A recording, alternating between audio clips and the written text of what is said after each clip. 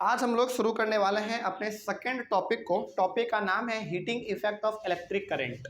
अब ये heating effect of electric current का मतलब क्या है, इसके बारे में हम लोग जान लेते हैं। तो इसके पहले डेफिनेशन के बारे में हम लोग बात कर लेते हैं कि आखिर heating effect of electric current का मतलब होता क्या है।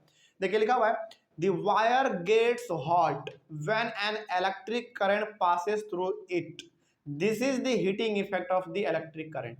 मतलब ये हो गया कि जब किसी वायर से इलेक्ट्रिसिटी लगातार पास हो रहा होता है लगातार, तो वो आप देखेंगे कि ना कुछ समय के बाद वो हॉट हो जाता है, गर्म हो जाता है। उसी को हम लोग कहते हैं heating effect of electric current. इसका सबसे अच्छा एग्जांपल हम बताना चाहेंगे आपके घर का फैन। जब आपका फैन लगातार चलता है 5 से 6 घंटे, तो आप देखते हो कि आपका फैन जो है ना पूरी तरीके से गर्म हो जाता है। ऐसा क्यों? आप ना कभी इस चीज़ को ट्राई किए हैं तो अच्छी बात है, यदि नहीं किए हैं तो आप कभी भी गर्मी के सीजन में जब आपका फैन लगातार 6-7 घंटे चल जाएंगे ना, उसके बाद आप अपने फैन को छू के टच कीजिएगा, ठीक है। आपको लगेगा कि वो इतना गर्म हो चुका है, इतना गर्म हो चुका है कि यदि अब बंद नहीं करते तो ब्लास्ट हो जाता है। इस प्रकार का मतलब कि गर्मी के सीजन में आप 5-6 घंटे अपने फैन को चला दीजिएगा, ठीक है। उसके बाद उसको नीचे से टच कीजिएगा, देखिएगा आपको पूरी तरीके से जो आपका आपका जो पूरा फैन है वो हीट हो जाएगा। ऐसा क्यों हुआ? ऐसा इसलिए हुआ क्योंकि लगातार आपके फैन को इलेक्ट्रिसिटी मिलता रहा, बिजली मिलता रहा, जिसके वजह से उसके अंदर जो वायर है वो पूरी तरीके से गर्म हो गया, इसीलिए आपको हॉट वो नजर आता है, ठीक है। यही है हमारा heating effect of the electric current. उसके बाद एलिमेंट क्या होता है, इसके बारे में भी जानना चाहिए कि आखिर ये एलिमेंट है क्या। चलिए देखा जाए कि एलिमेंट क्या है। एन इलेक्ट्रिक रूम हीटर और an electric heater used for cooking, all these contain a coil of wire, this coil of wire is called an element। अब देखिए इसका ना सबसे अच्छा जो एग्जांपल है, जो डायग्राम है वो आपके एनसीईआरटी बुक में पेज नंबर 164 में दिया हुआ है। एक हीटर बना हुआ है, हीटर के अंदर जो वायर इस्तेमाल हुआ है ना, उसी को हम लोग कहते हैं एलिमेंट। और इस प्रकार का वायर आपको ना रूम हीटर में भी देखने को मिल जाएगा, जो कि हम लोग जाड़े के समय में रूम हीटर जलाते हैं ना अपने कमरे में, उसमें भी इसी प्रकार का वायर लगा रहता है, उसी को हम लोग कहते हैं बेसिकली एलिमेंट, ठीक है ना। तो एलिमेंट क्या हो गया? एलिमेंट बेसिकली एक वायर है जो कि हम लोग अपने रूम हीटर में या फिर अपने साधारण से हीटर में इस्तेमाल करते हैं और उससे आग निकलता है। आग नहीं निकलता है, बेसिकली हीट जनरेट होता है, जिसके वजह से हमको गर्मी लगता है ना, वही है हमारा एलिमेंट। उसके बाद the amount of heat produced in a wire depends on it's material, length and thickness. अब देखिए कोई वायर कितना ज्यादा हीट प्रोड्यूस करेगा, ये 3 चीजों पर डिपेंड करता है। मतलब ये कि कोई वायर कितना ज्यादा हीट प्रोड्यूस करेगा वो 3 चीज पर डिपेंड करेगा। पहला ये कि वो किस चीज का बना हुआ है, वो वायर किस चीज का बना हुआ है। दूसरा वो लंबा कितना है, छोटा है या बड़ा है, दूसरा ये हो गया। और तीसरा वो पतला है या मोटा है। बात समझ में आ गया? तो इन 3 चीजों पर डिपेंड करता है कि किसी भी वायर के द्वारा जो हीट प्रोड्यूस किया जाएगा वो कितना ज्यादा होगा। तो 3 चीज पे याद रखिएगा, किसी भी वायर, कोई भी वायर कितना ज्यादा हीट प्रोड्यूस करेगा, ये 3 चीज पे डिपेंड करता है, याद रहेगा। पहला मटेरियल कि वो किस चीज से मिलके बना है, दूसरा लेंथ वो कितना बड़ा है, और तीसरा वो कितना मोटा है, इस चीज पे डिपेंड करेगा, ठीक है। आगे 10 for different requirements the wires और different materials and different lengths and thicknesses are used. और इसी के लिए आप देखते होंगे कि अलग अलग डिवाइस में अलग अलग प्रकार का वायर इस्तेमाल होता है। ऐसा आपने कभी देखा है कि जो भी वायर डिवाइस है उसमें हर एक प्रकार का जो भी तार लगा हुआ है वो एक ही प्रकार का है? ऐसा होता है क्या कभी?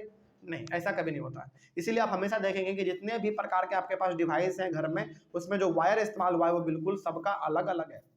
कोई छोटा है, कोई तो बहुत बड़ा है, कोई पतला है तो कोई तार मोटा भी होता है, इस प्रकार का, है ना। तो सभी डिवाइस का रिक्वायरमेंट क्या होता है, अलग अलग होता है, जिसके वजह से वायर भी हम लोग अलग अलग इस्तेमाल करते हैं, ठीक है। उसके बाद the wires used for making electric circuit do not normally become hot. अब जो हमारे घर में वायर लगा रहता है जिससे कि हमारा फैन जुड़ा हुआ रहता है, वो वायर जनरली हॉट नहीं होता है।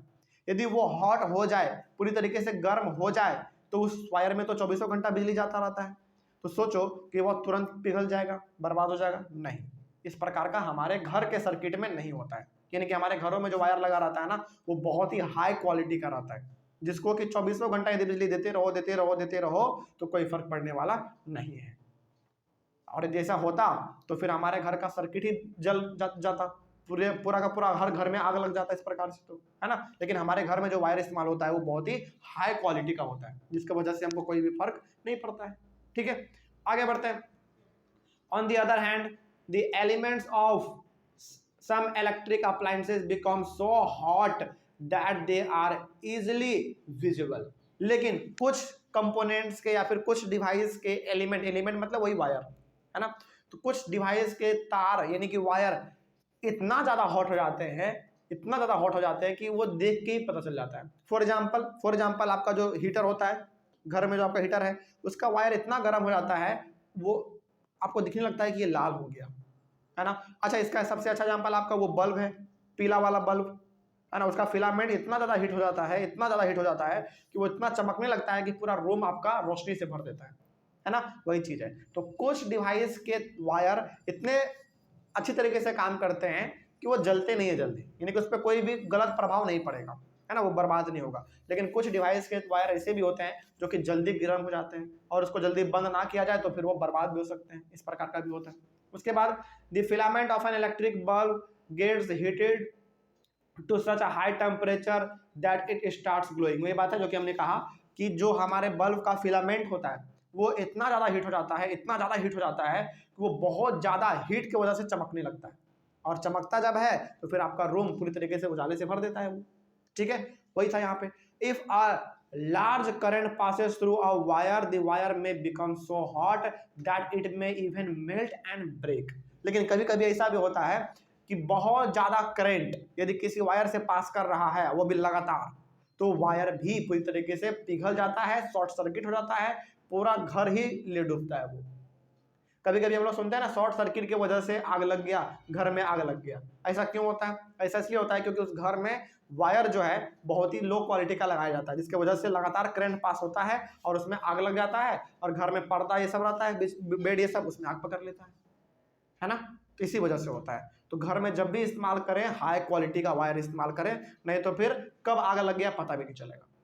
ठीक है, और आपका जान भी जा सकता है इसमें, और बहुत सारे लोगों के जान जा भी रहे हैं, है ना। आगे बढ़ते हैं फिर। उसके बाद wires made from some special material melt quickly and break when large electric current are pass through them. देखिए साफ साफ यहाँ पे लिखा हुआ है, wires made from some special material melt quickly and break when large electric current are passed through them. लेकिन अब हमारे मार्केट में ऐसे ऐसे वायर आने लगे हैं जो कि हाई करंट पास होने के बावजूद भी वो सर्वाइव कर जाते हैं, है ना, उस पर कोई भी असर नहीं पड़ता है। और अभी भी मार्केट में ऐसे कुछ कुछ वायर्स हैं जो कि नकली हैं, है ना, जल्दी जल जाते हैं वो, फिर घर में शॉर्ट सर्किट होता है, घर में आग लग जाता है, इस प्रकार का भी है ना। आगे बढ़ते हैं। उसके बाद these wires are use for making electric fuses. लेकिन कुछ ऐसे भी वायर हमारे मार्केट में मौजूद हैं जो कि बहुत ही लो क्वालिटी का होता है, और जैसे ही उसमें इलेक्ट्रिक करंट ज़्यादा पास होगा वो फटाक से टूट जाएगा, ब्रेक हो जाएगा। और वैसे वायर का इस्तेमाल हम लोग करते हैं इलेक्ट्रिक फ्यूज को बनाने के लिए। इलेक्ट्रिक फ्यूज क्या होता है मालूम है?